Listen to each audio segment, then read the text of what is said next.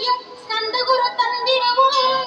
நின்னையே நான் வேண்டி நித்தமும் ஏத்துகிறேன். மெய்யறிவாக கந்தா வந்திடுவாய் இவனுள்ளே நீ. வந்திடுவாய் மறுவிடுவாய் பகுத்தறிவாகவே நீ. பகுத்தறிவோடிவனை பார்த்திடச் செய்திடப்பா.